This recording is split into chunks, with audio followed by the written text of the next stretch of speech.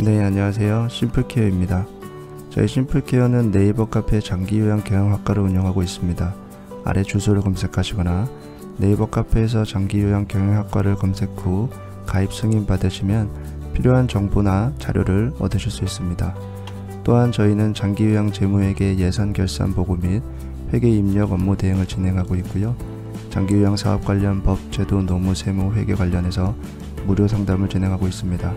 아래 번호로 전화 주시거나 메시지 주시면 상담 받으실 수 있습니다.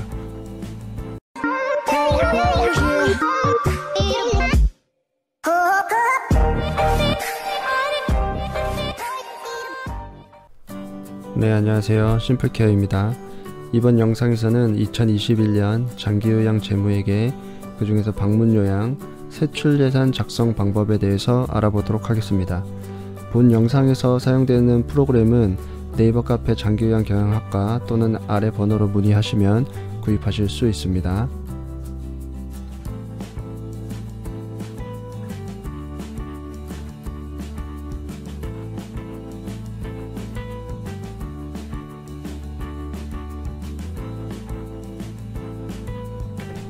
지난 영상에서는 우리가 이렇게 세입 예산을 작성하는 방법에 대해서 알아봤죠. 그래서 세입 예산을 이렇게 작성을 하면 여기 보면 예산 총칙이라는 곳이 있는데 이 예산 총칙에 세입 총액이 이렇게 자동으로 뜨게 됩니다. 그리고 이번 영상에서 우리가 세출 예산을 작성하게 되면 여기에 이제 세출 총액도 뜨게 되겠죠. 그래서 이 세입 총액과 세출 총액이 같아야 됩니다. 예산상으로 어떠한 일원이라도 차이가 발생하면 그 예산은 승인을 받기가 어렵기 때문에 항상 이 두 가지를 참고하셔서 금액이 같도록 맞추시는 게 굉장히 중요합니다.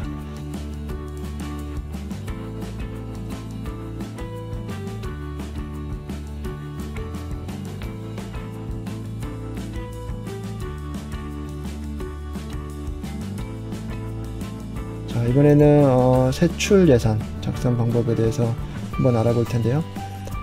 이 세출 예산에 대해서는 일단 첫 번째로는 여기 보시면 이 항목들이 있는데 이건 급여 항목이죠. 그래서 급여에는 우리가 종사자를 크게 직접 종사자와 간접 종사자로 나누게 되는데 그 경우에는 이렇게 여기 보시면 지금 우리는 방문 요양을 하고 있죠. 그래서 방문 요양에서는 요양보호사와 사회복지사가 직접 종사자고 나머지는 다 간접 종사자. 그러니까 시설장도 간접 종사자고 뭐 사무원이나 사무국장을 쓰는 경우에도 다 간접 종사자라고 보시면 됩니다.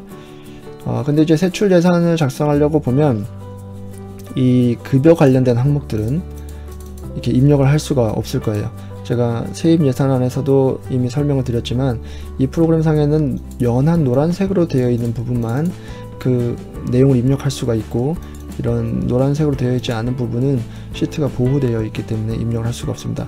그럼 여기는 지금 다 노란색으로 되어 있지 않기 때문에 입력을 할 수가 없거든요. 그래서 이 입력할 수 없는 이유는 이 급여 관련된 항목, 예를 들어서 급여, 뭐 수당, 일용잡급, 퇴직금, 사회보험금 이런 항목들은 세 번째 영상인 임직원 보수 일람표에서 작성을 하게 되면 여기에 자동으로 이제 금액이 뜨도록 되어 있습니다. 그렇기 때문에 이번 영상에서는 요거는 빼고 마지막 영상에서 임직원 보수 일람표와 다시 한번 세출 예산안을 마무리하는 방법을 알려드리도록 하고요.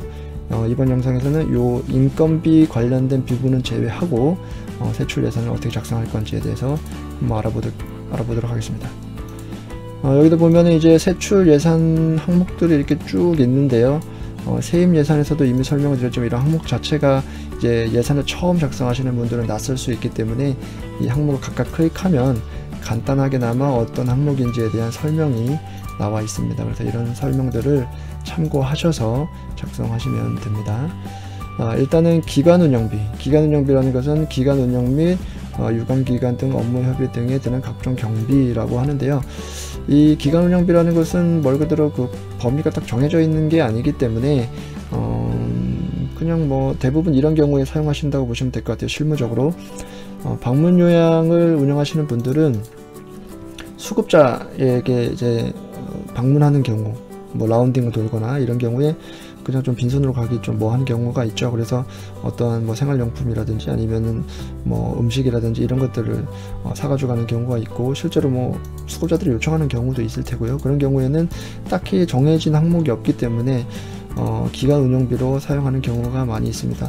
물론 그렇게 수급자들에게 계속적인 어떤 물질적인 또는 금전적인 것을 제공하는 것 자체가 어떤 알선 행위로서 바람직하게 보시고 있지는 않지만, 만약에 그런 지출이 발생을 했다면 기간 운영비로 사용하는 경우들이 발생한다라고 보시면 됩니다.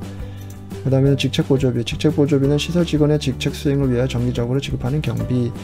말 그대로 직책이 있는 사람, 대부분은 뭐 시설장, 센터장 뭐 이런 사람이겠죠.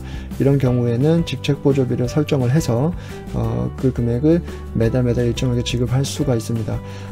이 직책보조비라는 항목 자체도 금액이 딱 어떻게 깔끔하게 정해져 있는 것이 아니기 때문에 권장사항으로는 보통 월 30에서 50 정도 라고 보시면 되고, 다만 직책보조비를 지출하기 위해서는 운영규정상에 어떠한 직책에 대해서 얼마를 지급한다라는 내용이 명시가 되어 있어야 그 운영규정을 기준으로 해서 직책보조비를 지출을 할 수가 있습니다.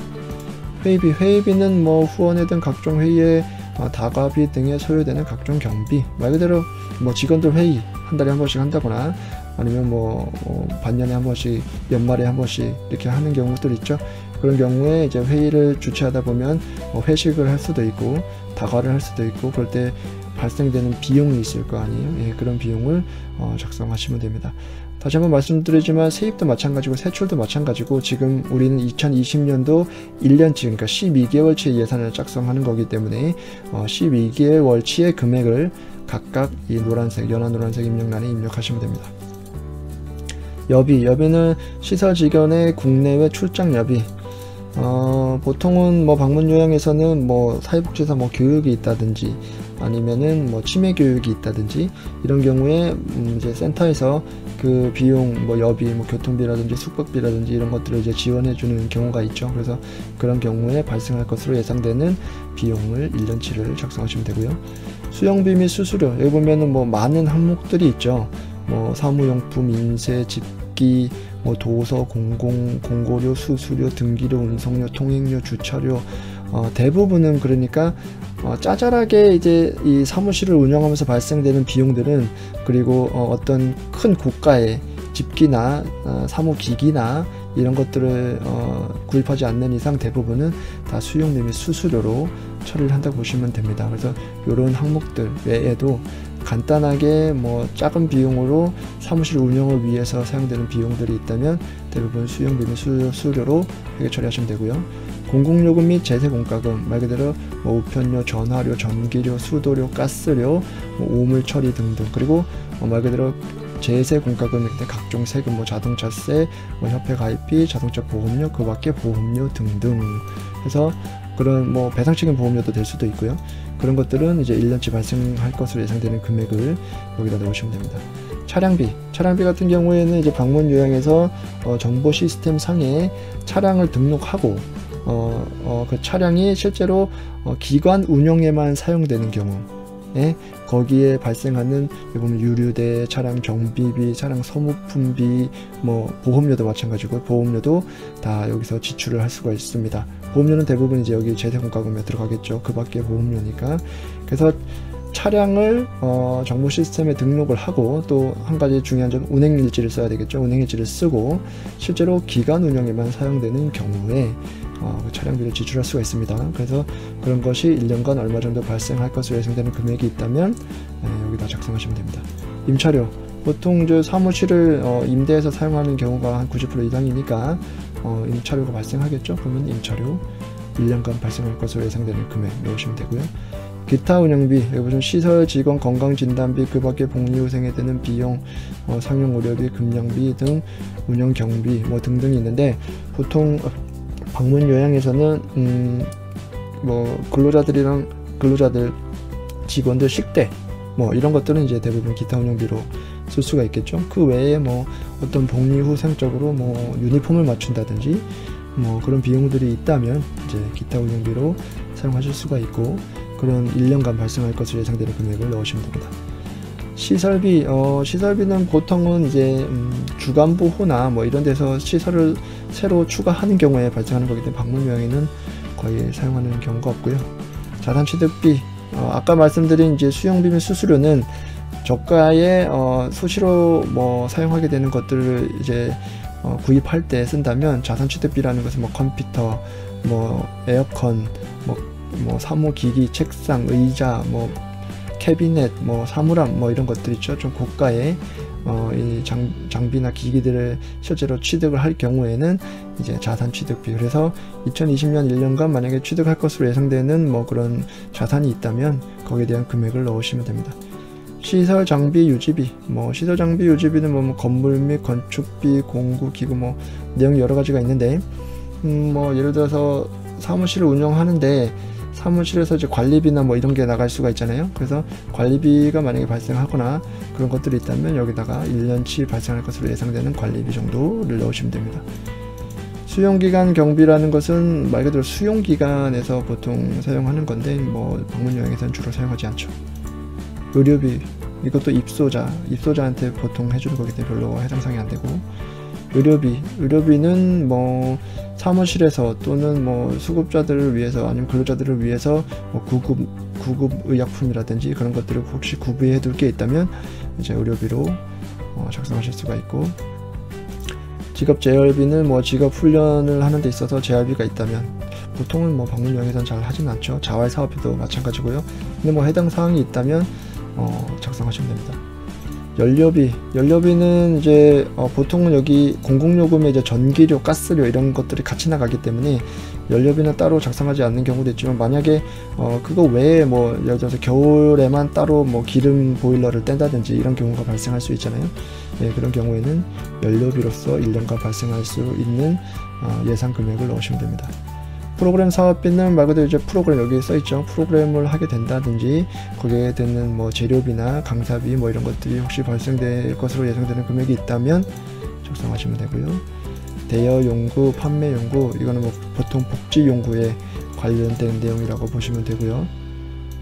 그 다음에 기타 전출금이라는 것은 이제 장기간 기간을 운영하고 그리고 첫 번째 조건으로는 인건비 비율을 준수하고, 그리고도 운영상의 문제가 없는 상태에서 만약에 자금이 남으면 거기에 대해서 보시면 법인, 개인 등 설치 운영자로부터의 전출금이라고 되어 있죠. 그래서 운영자, 방문여행을 법인이 운영하거나 아니면 개인이 운영하면 그 주체에게 돈을 전출할 수 있는 금액입니다.